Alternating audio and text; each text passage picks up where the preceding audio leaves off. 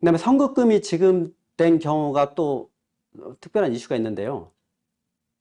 관리인이 계약을 해제 선택을 하면 대부분 그 계약에 따른 정산 의무, 그다음에 하자 보수 책임에 따른 뭐 손해배상 청구권이라든지 구상채권 이런 것은 다 회생채권이 돼서 삭감이 되는 채권에 해당됩니다. 근데 선급금을 지급한 경우에는 예외적으로 계약이 해지가 됐더라도 선급금 반환 청구권은 이 공익채권이 됩니다. 그러니까 이런 공익채권이 되는 경우, 이 법률적 판단을 잘못해서 선급금이 지급된 경우에도 불구하고 이 회생채권이라고 신고하는 경우가 간혹 제가 해보니까 발생되니까 이런 부분은 꼭 공익채권인 점을 염두를 두어서 회생채권 신고할 필요 없고 공익채권이기 때문에 수시 변제 해다오 해서 직접 청구를 해버리면 되는 겁니다.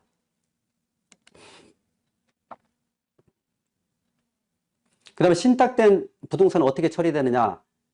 담보신탁, 관리신탁 등 신탁된 부동산은 법률상은 신탁회사 것입니다. 그래서 포괄적 금지명령이나 개시결정의 효력은 채무자 회사의 재산에 대해서만 효력이 미치는 거거든요. 그래서 신탁 부동산에 대해서는 효력이 미치지 않기 때문에 대주단의 같은 경우는 뭐 공매 처리가 가능합니다.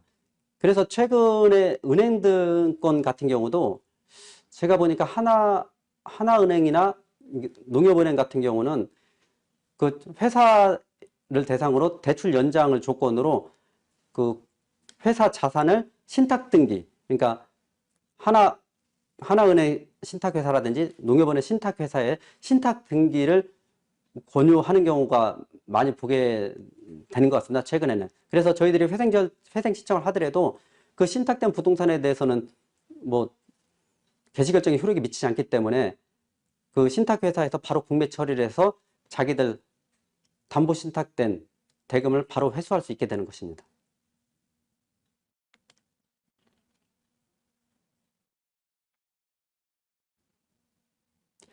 협력사들이 회생에 들어간 주요한 이유가 현금 유동성, 현금이 없어서 그러는데 회생 채권자들이 공사대금 채권이라든지 뭐 통장이라든지 뭐 이런 채권을 압류 집행하는 경우가 많이 있습니다. 그럴 때는 개시결정 받은 이후에 빨리 채권 가압류 취소 명령 신청을 해서 그 채권 가압류를 집행을 취소하는 경우, 취소해서 빨리 운전자금 확보하는 게 더 좋고요. 포괄적 금지명령이나 개시결정이 났음에도 불구하고 이 사실을 전혀 모르면서 가압류하는 경우가 상당히 또 많거든요. 그럴 때는 그런 가압류는 포괄적 금지명령이나 개시결정 명령에 위배된 가압류이기 때문에 무효의 가압류입니다. 그러니까 그런 가압류가 된 경우에는 빨리 조치를 취해서 집행 해제를 시키고 그 다음에 공사대금 기성금을 빨리 수령하고 통장 예금을 인출해서 운전자금을 써서 원활한 회생 절차가 진행되게끔 하는 것이 또 중요해 보입니다. 협력사가 회생하는 경우도 있고 이제는 공동수급사가 회생하는 경우도 상당히 많거든요. 그럴 때 회생 들어가지 않은 공동수급사는 어떤 조치를 취해야 되는지 미리 제가 한번 말씀드려 보겠습니다. 공동수급사나 발주처 같은 경우는 이게 공통된 사항인데 공동수급 약정서나 공사계약서를 검토해서 회생 들어가기 전에 계약 해지 사유가 있으면 계약 해지 통보를 하는 것이 더 좋습니다. 그 다음에 발주처 또는 공동수급사는 그 관리인에게 공동수급협약, 공동도급계약을 이행할 것인지 해지할 것인지 이것을 빨리 통지하는 게 중요합니다. 왜 그러면 관리인 입장에서는 개시결정 났다 하더라도 이 회생 절차가 어떻게 진행하는지도 모르기 때문에 기존에 있는 공사 계약을 방치시켜 놓는 경우가 상당히 많거든요. 그럴 때는 공동수급사나 발주사가 빨리 어떤 결정을 내릴 것인지 최고를 하고 그렇게 그 관리인은 그 최고를 받은 이후에 30일 내에 그 통지를 하지 않으면 이행으로 간주되기 때문에 이런 조치를 빨리 취하는 게 중요하다고 보입니다. 관리인이 이행을 선택하게 되면 공동수급 업체 구성원 사이에 특히 정산채무, 하자 보수 책임 따른 뭐 구상채권, 이게 공익채권이 되고 해지를 선택하게 되면 회생채권이 됩니다. 그러니까 회생회사 입장에서는 가급적이면 공익채권을 줄이고 회생채권을 늘리려고 노력을 많이 하겠죠. 법원도 그런 입장입니다. 법원 입장에서도 웬만하면 공익채권을 줄이는 쪽으로 계약관계를 정리하라고 이렇게 하기 때문에 대부분 공동수급사가 회생에 들어가면 제가 보기에는 대부분 계약은 해지되는 것으로 보입니다. 그 다음에 공동수급사의 특별한 조치로는 회생 들어간 공동수급사가 하도급대금 미지급이나 자재대금 미지급하는 경우 하도급사들이 공사 이행을 거부하는 경우가 상당히 많습니다. 그래서 공동수급사 입장에서는 발주처에 공동수급업체 변경 요청을 하고 공동수급자 지위 이전, 탈퇴 요구를 강력히 하는 게 좋을 것 같습니다. 제가 진행했던 사건은 반대로 상대방 공동수급업체에서 발주처에 계속 이런 변경 요청을 해서 상당히 괴로웠던 적이 있습니다. 광급공사 등 공공사업의 경우에는 이게 급박하게 계약 이행이 필요한 경우가 상당히 많거든요. 그럴 때는 공익채권에 해당하는 미지급 하도급 대금은 다른 공동수급사에서 우선 지급하고 나중에 회생적인 공동수급사와 추후 정산이 필요합니다. 근데 이게 추후 정산할 때도 결국에는 회생 들어간 공동수급사 돈을 받아오는 이런 형태가 되기 때문에 그런 정산 업무도 다 법원의 허가를 받아서 정산을 해야 됩니다. 통상 근데 이런 정산 금액을 이렇게 확정시켜서 법원에 허가서를 올리면 대부분 법원에서 허가는 해주긴 합니다. 그리고 만약 공동수급사가 회생을 준비 중인 사실을 미리 좀 알았다. 뭐 이런 예는 많지는 않겠지만 미리 알았다 하면 공동수급자의 지위를 탈퇴하고 이전 조치를 취하는 것도 한번 고려해 볼 것 같습니다. 근데 제가 보니까 계약 잔고가 좀 많이 남아 있으면 좀 탈퇴 거부하는 경우도 있고요. 그 남은 그 사업 부분을 다른 업체에 유상으로 양도하려고 시도하는 경우도 상당히 많이 있습니다. 통상은 회생을 이게 미리미리 준비하는 게 아니라 은밀하게 준비하기 때문에 이런 사실을 알기는 좀 어렵습니다. 어렵지만 사전에 그런 조율이 잘 된다 하면 이런 조치를 취해 놓고 회생 절차 들어가는 게 좋은 것이, 공동수급자 입장에서도 나는 이 지위를 이전하고 싶다 이렇게 하더라도 그 지위 이전에 대한 절차를 항상 법원의 허가를 받아야 됩니다.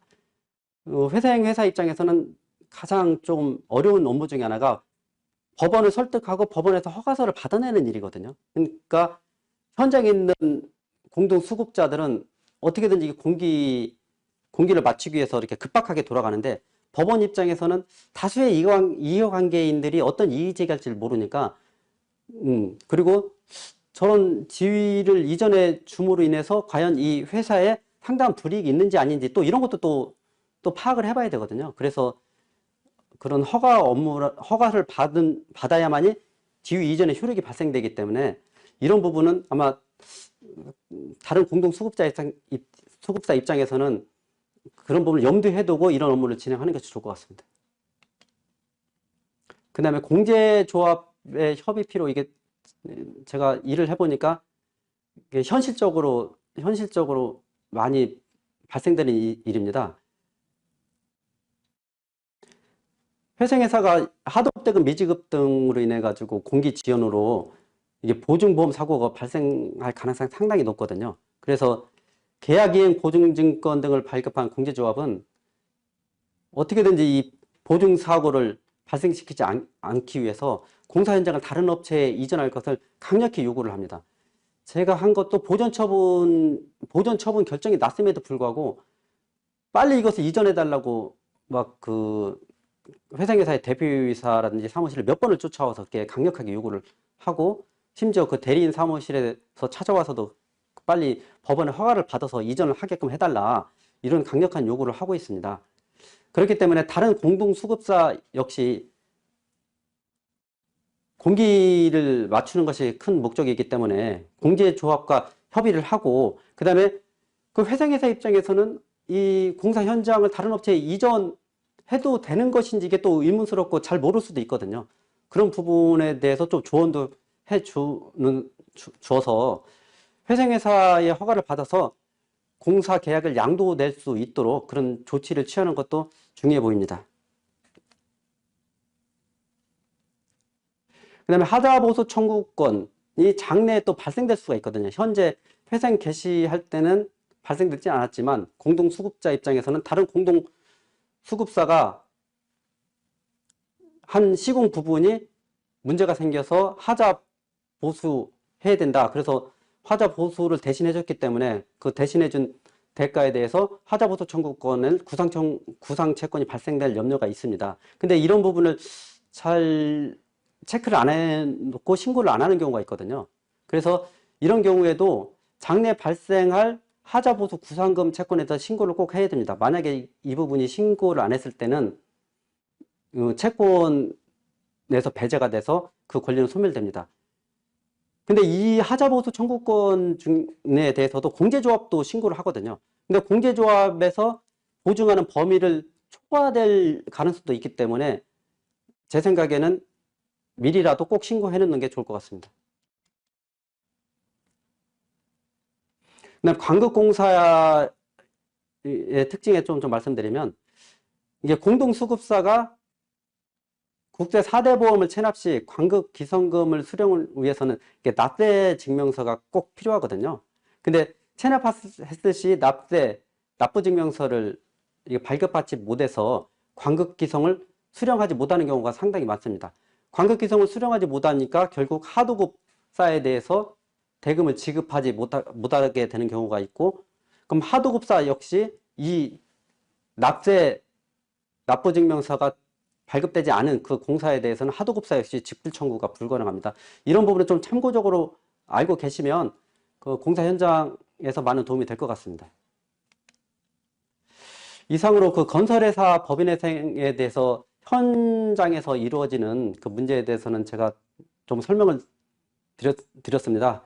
뭐 자세하게 더 궁금하신 사항이 있으면 제가 여기 전화번호라든지 이메일, 핸드폰 번호 좀 남겨놨으니까 그 부분으로 연락 주시면 제가 최대한 아는 범위 내에서 성실히 답변 드리도록 하겠습니다. 감사합니다.